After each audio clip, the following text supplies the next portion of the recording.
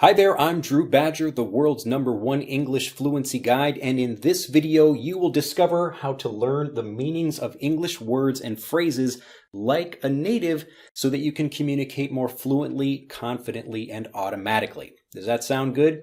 Well, in this video, this is actually a follow-up or a continuation to my extremely popular video, How to Get Fluent with One Simple Trick.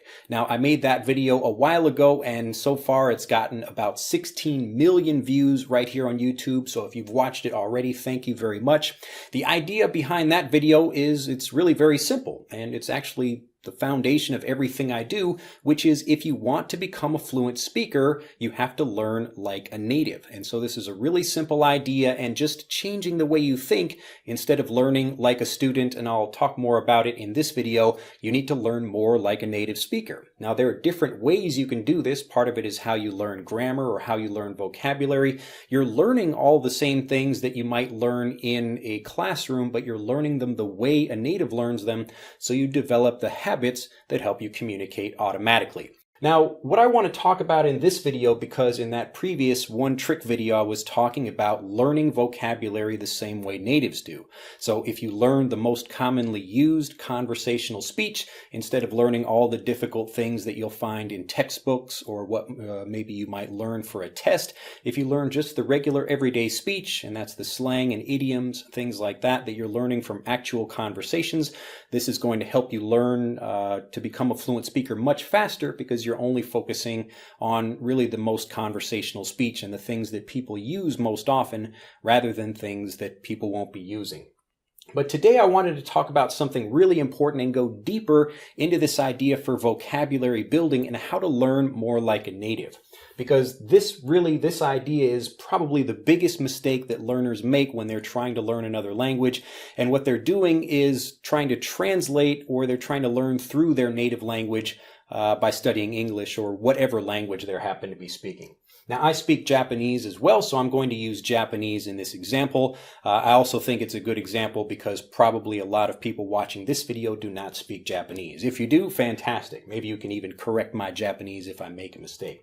But basically, the idea of learning the core vocabulary means that you're learning everything in English as opposed to learning things through a different language. So let's take just imagine I'm a Japanese speaker learning English, and I'm doing the traditional, typical thing. I'm studying English in a classroom, and I'm learning it all through English. And I know the word hashiru, and this just means to run in English. Again, I'm just giving a very simple definition of what this means, but a Japanese speaker, or you, again, it doesn't matter, I'm just using Japanese as an example, but you would learn this, so you would already know this in your native language, and then you would try to learn it by connecting it with the English word.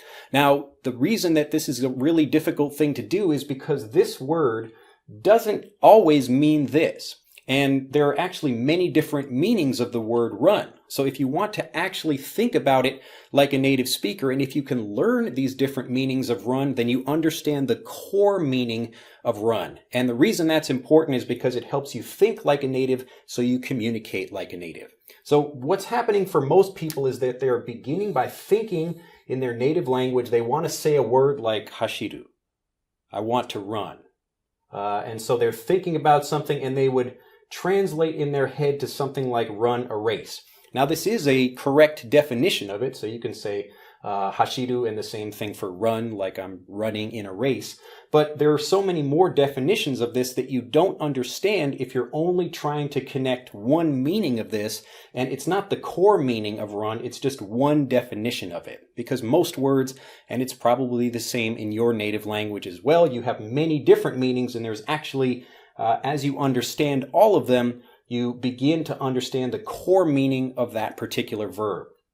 So again, we're starting with the Japanese here, and we're moving to something like run a race. But let's talk about run for a minute, thinking like a native speaker.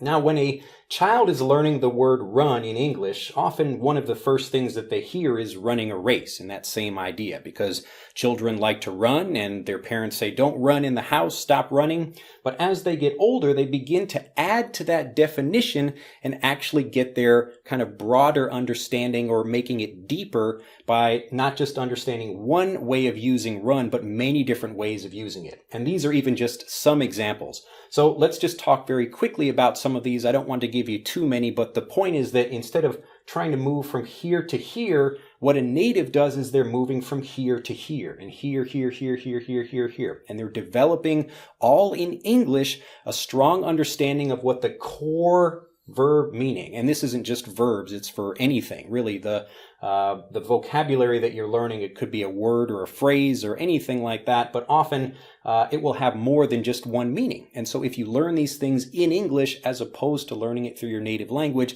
this is what's going to help you speak without translating. So you don't have to think about what this word is or what that is, because you understand the core meaning and you can apply it in different situations, which is what we'll do now. So first we've got moving faster than walking. And hopefully you can read this. My writing is really not the best. But to move faster than walking, we've got maybe a phrase like to run a race. So I'm physically on my legs moving faster than walking. Or a boat or something could be moving, like a car is like running very quickly. And again, even if something doesn't have legs, like a boat on water doesn't have any legs, but we still talk about it running along the surface of a water. So something like along the surface of water. And we've got, again, an example of something that's moving faster. We don't really say a boat walks, but a lot of things have this idea of running because we're talking about just the fast motion of something. But we can also talk about the idea of run as a like kind of a fast or continuous or repeating thing, the same way an engine is running around and around and around. So you can talk about like how long, what's the run time of a movie, because we're talking about like how long it's, again, continuing to move or that repetition of something over and over again. Like when someone is running their mouth, they're talking over and over and over and over again.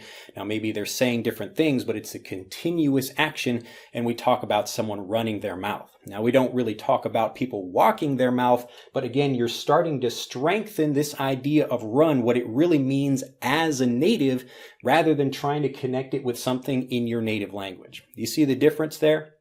So again, I'm starting here with kind of the basic idea of run from maybe, again, a child's example. So I'm speaking with my daughter and I say, don't run in the house.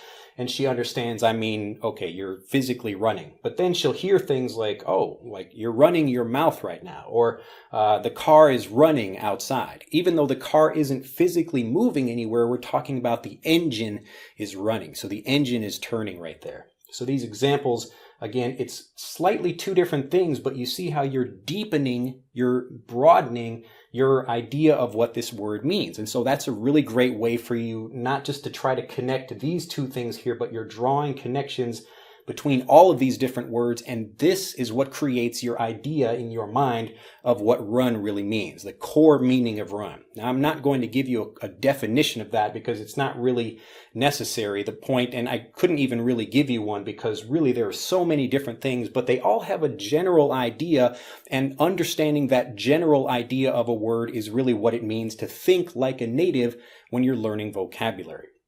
So again, we're not moving from here to here. We're moving from here to here to here to here to here to here to here. And as we do that, we strengthen our understanding of what that means, and we begin to think like things or think about things like a native rather than someone who's translating. Because when you translate, then you have to think about things in your native language and then think about that in English, and you're not quite sure what it would mean because, again, you don't have a core understanding of what a verb is. You're just trying to take one idea and connect it with something in your native language. So the point here is to learn the different core meanings or the different kind of meanings or the usages of this so that you understand the core meaning, and that's what's going to help you communicate like a native. So continuing here, we've got something like to control or operate. So if I'm the person who's controlling something or operating something, this is why we talk about running a business, or we talk about running a machine. So I'm physically operating something. I'm running this machine over here. So again, these are different usages of run, but they're related. And as you learn these, you broaden your idea of what run means so that you can really make more connections between all of these things, and then that helps you communicate much more fluently. The last one we'll cover, and again, there are more examples and even more definitions of these, but you can see how as we add more and more, it becomes more clear what the actual core definition of run is. And so you can begin to, if you hear run in different situations, it begins to become obvious what that means. So we don't mean walk, we probably mean something that's moving quite quickly, or maybe repeating, something like that. So we're getting a core idea and thinking like a native speaker, not like someone who's translating something from their language to another one. So here we'll go down to nagareru, and this just means like flow. And again, I don't want to give a definition and do the opposite of what I'm asking people to do, but these are just simple examples of how this would work when you're translating from one language, from one understanding of a word to something else. So if you just learn hashiru and you're learning that as run a race, then you don't really understand, okay, wow, like, so someone can run a business also, or you can run your mouth if you're talking too much, or a boat can be running underwater, or a machine can be running, or any of these other examples. Or we can be talking about the flow of something, like the running flow of water, or your toilet is running if it's continuously having more water come out because there's a problem with your toilet. You can, again, have a runny nose, and this is like when a child is sick and you've got snot and stuff continuing to come out of their nose. So if you don't learn these things, if you hear you're making a connection as a non-native speaker when you learn hashiru, and then you're connecting that to run a race, then you hear something like runny nose, you think like, well, that's interesting, like the nose is not running. That doesn't make any sense. And even when you learn things like this as a native speaker, like a classic joke that young English-speaking children learn is like talking about a nose that's like going too quickly because it's always runny. And so it's a joke connecting these two different ideas of what run is. And as a native, you learn that. And if you can do that same kind of thing, and this is how you do it, again, you're connecting with the different ideas of a particular word or phrase instead of trying to do it through this language. So again, you've got nagareru, and you're moving this to something like run. So like hana ga nagareru, like like your nose is running. You got stuff coming out of your nose. But you don't make the connection between these two things in your native language. I mean, you might. It depends on what the words are in your native language, but you do make that connection in English. And this connection is what's important to help you communicate automatically. Does that make sense? So what you should stop doing if you're doing it right now, I know a lot of learners are still trying to use their native language to learn English. And if you can understand this video, you do not need any more of your native language in order to learn English. You just need to learn at a level that's easy enough for you to understand all the things in English the same way a native English-speaking child does. So this is why I say you should be learning like a child, in the sense that you want to be connecting the different understandings of things so that you develop this understanding here of what does run really mean, and how can I apply that in these different situations. And as you do that, you're developing the thinking of a native speaker so you communicate like one. Do you see how amazing that is? So instead of trying to think about one connection here, I'm making all these different connections between these different things, and that's what's going to help me communicate like a native speaker. So it's the same thing I do in Japanese. I'm not trying to do this. I'm trying to look for other definitions, like what else can run. So I think about that. When I learn a new word, I ask people, what other situations could I use this in? Or is there some kind of joke or something else that's connected with this? Because I'm trying to make those connections with other things in Japanese, not trying to translate them through English. And this is how you develop the mind of a native speaker, even if maybe your pronunciation isn't perfect or you still make some mistakes, but like your whole language learning world changes when you begin learning like this, all in English. And this is why everything I do is taught in English, even from very, very young beginners or older beginners. I'm teaching everything in English. Obviously, I'm making it very simple for beginners, and this is just, again, a much easier way of doing it than trying to connect individual words from your language into something like English. Does that make sense? So hopefully this idea is just like, hopefully it changes your mind. If you're not already learning everything in English, if you're watching videos like in Portuguese about how to learn English, you can learn some great tips from other people about how to do that. But if you want to actually communicate like a native speaker, again, like your accent or other things like that are not so important. But if you actually want to think like that, like my Japanese, sometimes I'll mispronounce a word or something, but I can think like a Japanese speaker about certain things. And so I'll watch a TV show about, like, why do we use this word or not that word? And I think, oh, wow, that's really interesting. And I can watch that and follow that. Like, there was a show on I was watching last night talking about different kinds of noodle dishes and why we use like one word for delivery of this kind of food and why we use one word for delivery of another kind of food. It's just interesting stuff, but that's what it means to learn like a native. And if you do this, you get to communicate like one, because you're no longer trying to think about your thing in whatever your word is and then think about it here and then translate back. You don't have to do that. You're understanding everything. And as you learn this way, look, run a race. I'm also learning some grammar, some pronunciation. I'm improving my listening, and I'm developing all my skills just by doing this. And I don't want to talk about this too much, but I want to leave you with one way that's a really fantastic way to improve your understanding of core verbs, or even just core understanding of any vocabulary, really. But a fantastic way to do this is with phrasal verbs. Now, I'm like the phrasal verb guy. I love to teach phrasal verbs, and these are things like pick up or put down or turn off or turn on. And this is one of the most important things. Actually, I think it's the most important thing you should be learning as a non-native speaker of English, because this is how children learn to communicate, and it's also a fantastic way to balloon up your vocabulary. That was a great phrasal verb right there, to balloon up, to make something grow much bigger very quickly. So on phrasal verbs, I'll just give a few examples of things using run, and you can see how these different ideas of run, they're all connected, but again, they're slightly different. But as you learn them, you're starting to, again, broaden your idea, your understanding of what run means, so you can think about these things more like a native, so you communicate like one. So a few of these right here, we've got run up a bill.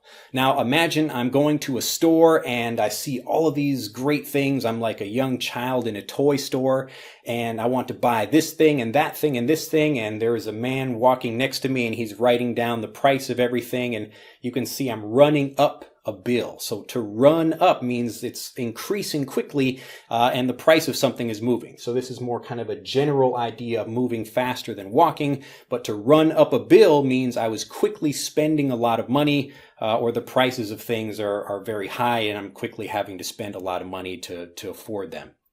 So that's when you run up a bill. So if I just go to a store and buy two things and it's not very expensive, I'm not running up a bill. There's not many things that are all increasing the price or whatever I have to pay all at one time.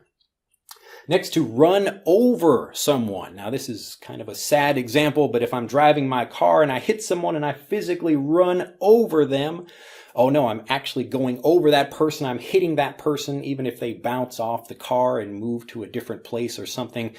We still call that running over someone. So to run over someone, that's a very simple example of, again, you're moving quickly, fast over some speed or again, some like a street or something, and then you're moving over someone because you hit them and maybe you actually drive over that person or hit them out of the way, something like that. And then we've got run down a list. Again, I'm moving quickly through a list of something. If I had 20 vocabulary words and I wanted to teach them all to you very quickly, I could run down a list. There's this, and this. I'm quickly going down the list and I'm running down the list as opposed to just going through each example and taking my time and being very slow with it. So if you want to run down something, let me run down a list of the things that we're going to be doing today. So today we're going to do this and that and that and that and that, and I'm doing it and I'm saying it very quickly. Now, if you understand all of this and really this idea makes a lot of sense to you, fantastic. You are going to have really an edge to becoming a fluent speaker much faster. And actually, this will help you develop your speaking confidence much more, because as you learn a new word, you'll begin to have your mind open for learning these other definitions, these other usages of the word, and this is what's going to strengthen your vocabulary. So number one, part of this idea up here about the trick to becoming a fluent speaker is to do everything in English to learn like a native. So if you learn like a native, and this is one way to do that, one of the ways I teach, this is again going to help you become a much more confident fluent speaker.